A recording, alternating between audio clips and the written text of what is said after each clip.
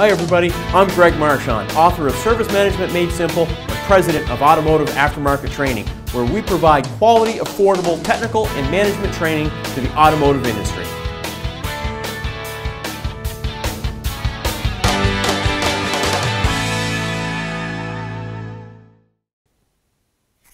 Okay, now when we're discussing check engine light diagnosis, we've got to have an understanding of the onboard diagnostic system. You see, repair is all about efficiency. If you're gonna efficiently diagnose and repair an automobile and make money doing this, you had better be efficient at it, and efficiency comes from knowledge.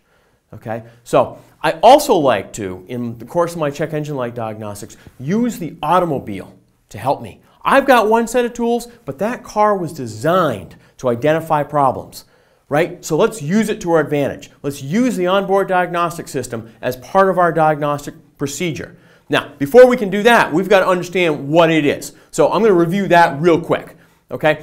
The vehicle is designed, and the computer systems on the vehicle are designed to identify any problem with the engine control system that will result in a tailpipe emission level of 1.5 times the federal test procedure that vehicle was certified at.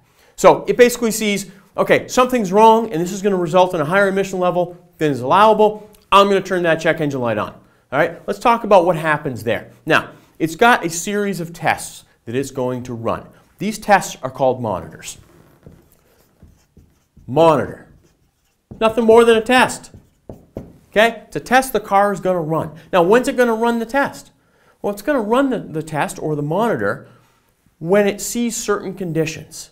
Just like when you go to take your ASE test, you've got to have certain conditions present before you can take the ASE test. What do you have? You got to have registration. You got to have your driver's license to prove who you are. You better have a pencil or two. Old school, not the computer-based testing, right? You got to have a place to go take it, etc. You've got to have these conditions present in order for you to take your test or your monitor. To the car, these conditions that must be present in order for the test or the monitor to run is called enabling criteria.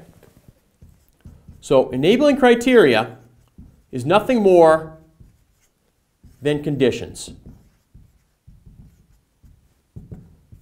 that must be present for the test to run. Okay? You don't have an enabling criteria, monitor won't run. Bottom line.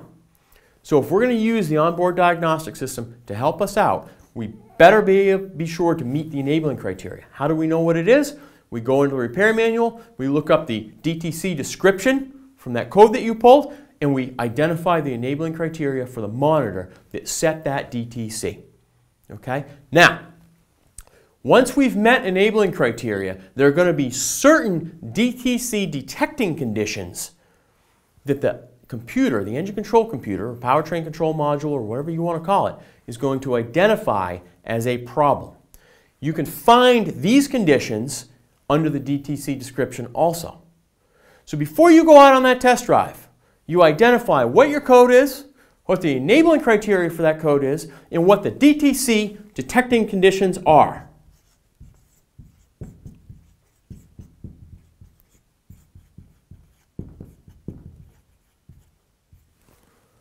Okay?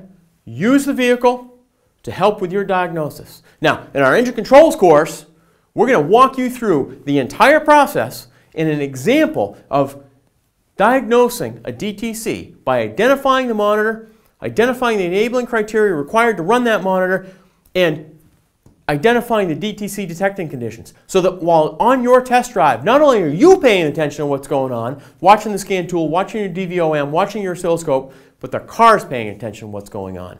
Okay? Keep up the good work. Never stop learning. You can find out more about our courses on intelligentmechanics.com.